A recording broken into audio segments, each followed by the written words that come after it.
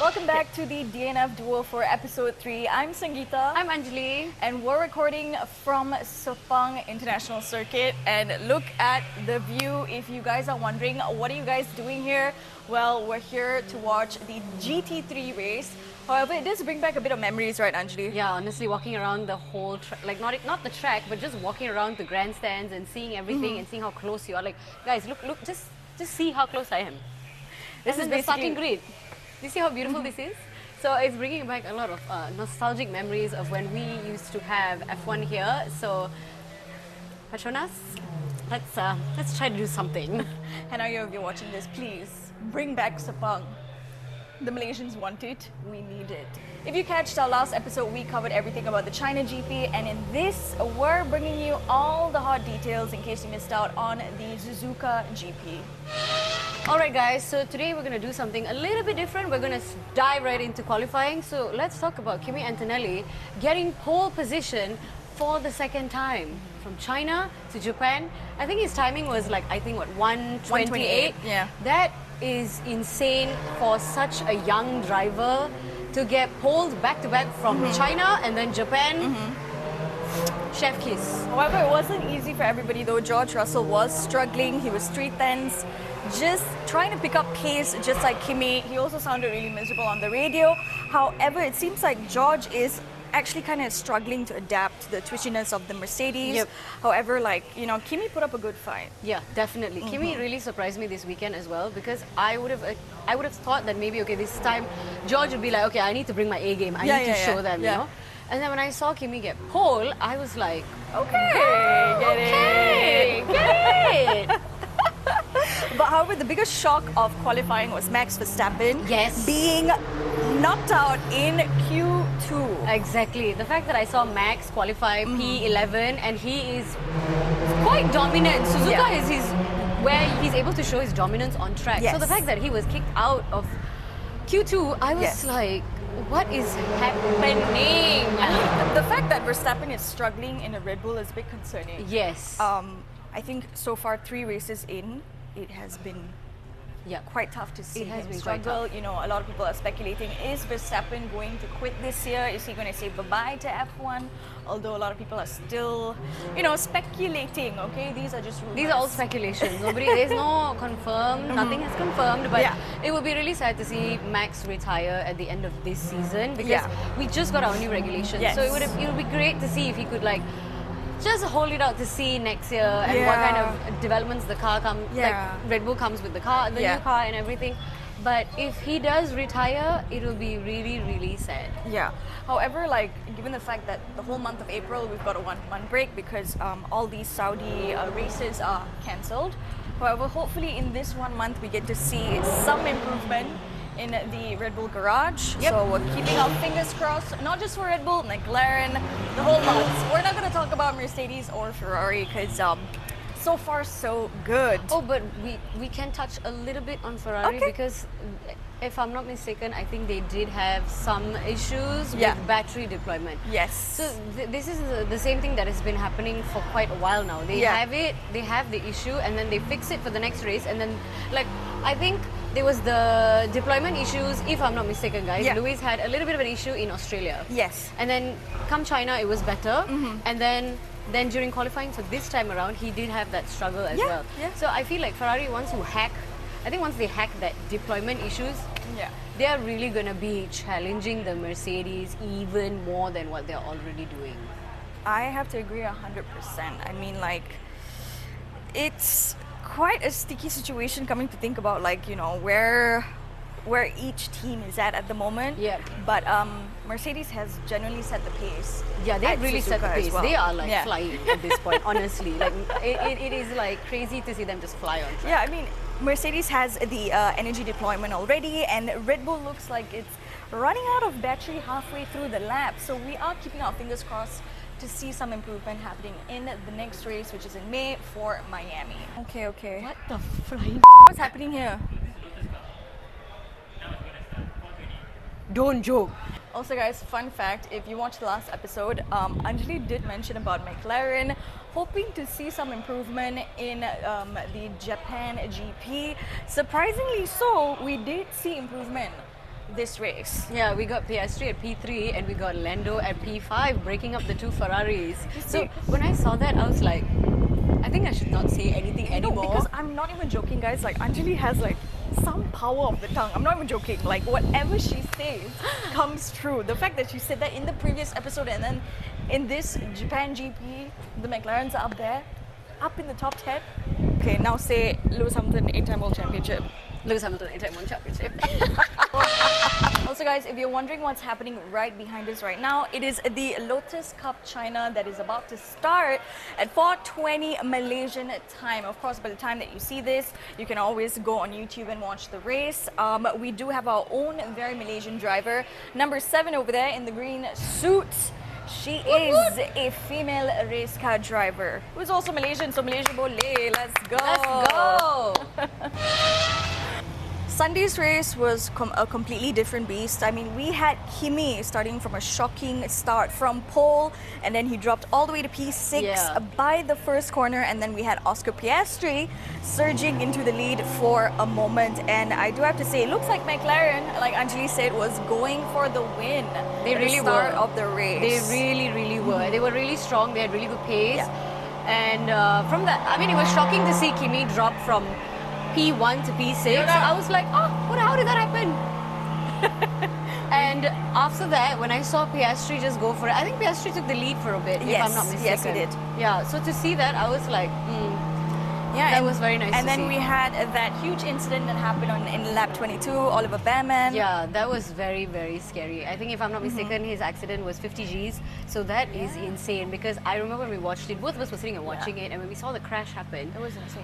I saw him come out limping, and that was very, very scary to see. And like, I think we can like talk about it as this has been something that the drivers have actually been worried about with the new regulation, given that we have 50% battery, 50% engine. So if I'm not mistaken, how it happened was basically Colapinto was already going slow because his battery had already been fully deployed. Yeah. So no matter how much he was pressing on the throttle to go faster, he couldn't because his battery was completely gone. And then you have Ollie Behrman who's coming, who was really fast. And this has been actually a massive concern, guys, that all the drivers have been having, because many other drivers could possibly get into accidents like this, and it's very, very dangerous. Yeah. So personally, guys, this is an opinion, my opinion. Yeah. We're the DNF duo, so my opinion. I think that this battery deployment being at 50-50, it is not, I can see a lot of drivers don't really enjoy it. No. I would prefer if we had fully engines or a higher percentage of engine and then a lesser percentage of battery. I feel like that would be better. Yes. Go back to how it used to be. And you can tweak the regulations here and there, since we do have a lot of new regulations this year. Yeah, that was just basically how I felt, because we had drivers talking after the race interview how they were really, really worried. They said that this is a possibility of, it could happen to any driver. It doesn't matter how, if you're a 7-time world champion or a 1-time world champion, it could happen to anybody, or even if you don't have a championship. 5 minutes till the Lotus China 5 minutes, race. guys. But I do want to say, like, Oliver Behrman's car was completely shredded, and the fact that he walked away with not a scratch, although he was limping outside of the car, but it was a miracle of 2026 engineering when it comes to Formula 1 because cars. It was 50 Gs. Yeah, that 50, is crazy. 50 Gs impact, guys. Just imagine that. I'm just glad nothing happened to Oliver and he came out of there safely. But, you know, George Russell also pitted just a lap before the safety car came out. So, you know, Mercedes on the radio, they were a bit frustrated about that. You could see Toto was a bit frustrated because what was smart was that, like, they had, I think, pitted George and Leclerc. Yes. And then when was it a virtual safety car? No, it was a safety car. It was a safety car. Sorry, my bad. It was a safety car, and then immediately they pitted Antonelli and Lewis, which I thought was very good. It was a very smart decision. Because when I saw that the Mercedes were pitting and they pitted Leclerc but they didn't pit Lewis, I'm like, guys, what is happening? Don't mess this up. And then by some luck, we got a safety car. Yeah. So then they pitted, so it worked out well, I guess, in a way. Although I feel like this race for Lewis, no comment. No comment. I feel I was really upset because I do know that, like we mentioned earlier, that the Ferraris were having this battery deployment issues. Yes. And if I'm not mistaken, they were having understeer. Understeer, yes, understeer. So I think Lewis got the brunt of it for the race because Yes. when I was randomly looking on Twitter, guys, okay, and I saw like his race pace, he had no battery at all to fight when Lando was overtaking him. He had no battery left to hold his position. So I don't blame him for being frustrated because the man's battery is gone. It was practically missing at that point. Yeah. But I do have to say, like, you know, at the start of the race, like, Kimi did have a very strong start, and, you know, everyone noticed that, like, even in the previous race during the China GP, like, hey, was he going to lead this one? Yeah, right? exactly. You know, everyone's on the edge of their seats as well, but he was clearly untouchable, I have to say, and he crossed the line as well to become the youngest championship leader in F1 history, followed after Sebastian Vettel. Yes, followed after Sebastian Vettel.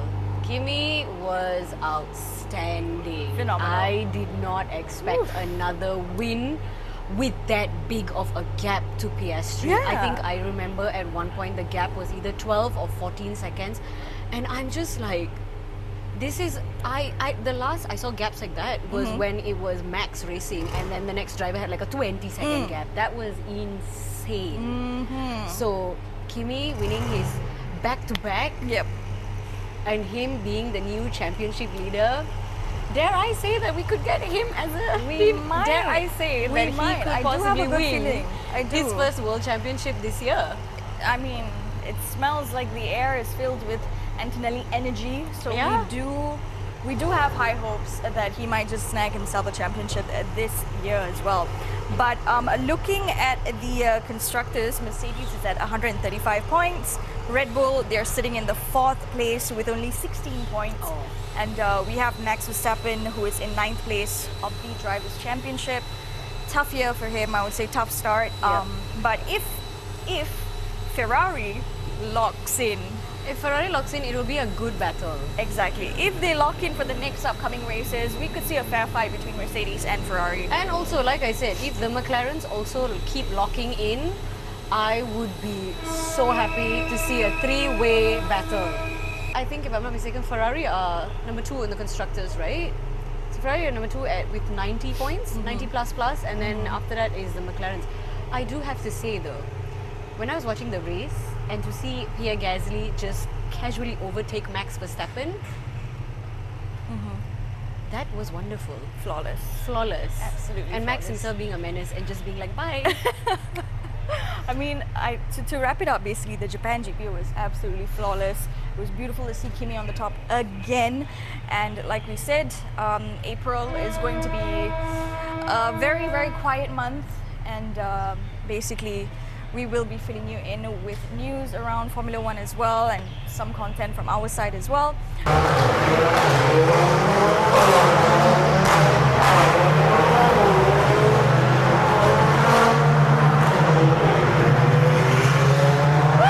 By the way, guys, if you're wondering what we're doing here at SEPANG International Circuit, we don't just only love Formula One, we also enjoy all things motorsports, and we're just two girlies who love cars, man. So yeah, we just thought, why don't we just give you a sneak peek into the Lotus Cup.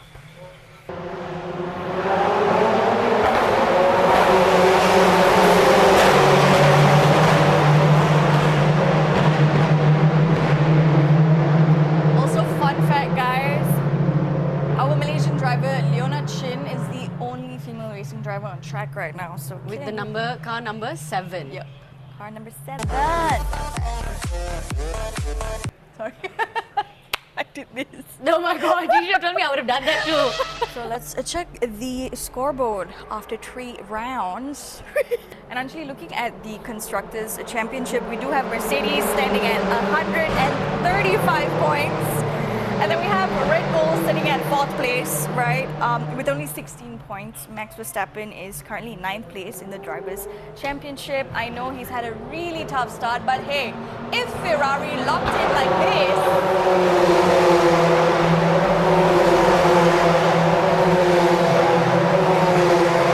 for the next upcoming races, Imagine if Ferrari just locked in all the way. No battery deployment issues, no understeer, no nothing, and please proper strategy. we could be seeing a really good battle between Mercedes and Exactly, Ferrari. it could be a really, really tight battle because I feel like the Ferraris could do it. We saw it in China. Yeah. We saw it in China. So I don't see how it's impossible. It's very, very, very possible. 100%. So I hope this time off, it is very unfortunate that we are not getting any races due to really the- horrifying things happening in the world Yes. right now. But I do hope that Ferrari and all these teams that need to be worked on can go back, look at it, observe, see where they are lacking, where things can be fixed. Yeah. And I really hope all the drivers, all the drivers come back. And Yeah. I think in the first week of May, refreshed and ready for the Miami GP. Yeah. I mean, it is a huge break for the teams, you know. It's like considered a mini winter break because, you know, they can either get to redesign their entire aero package before we head into the Miami GP. Yeah, Miami and GP. If they can't fix the undrivable Red Bull 22 in 30 days, then I would have to say Red Bull season is indefinitely over. I think if after in Miami, we still see Max struggling the way he is right now, I genuinely can't even predict then where the Red Bull is going to fall. I mean, it's quite sad because, like, you know, he is a really... He's Max Verstappen. He's Max Verstappen. I mean, it's... I don't know, for some reason I feel kind of sad. I do feel sad because I can't imagine how stressful he must feel as a driver. Yeah. And already we know that he's not a huge fan of the regulations.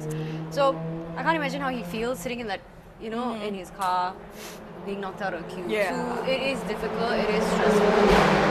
Or maybe, as they say, according to the speculations, maybe he's just done with Formula One, but that is yet to be known. However, you know, we're not going to be seeing you guys in April. So we're definitely going to be rounding things up in Miami. You gotta love the sport, man. Like, look at my spine. But yeah, you know, history was made in Japan, and Miami is going to be where the real title fight begins. Exactly, I really can't. I'm looking forward to Miami. Yeah, let's see what happens. And we'll be here to cover it all for you guys, so make sure to tune in to our next episode. We'll see you in May.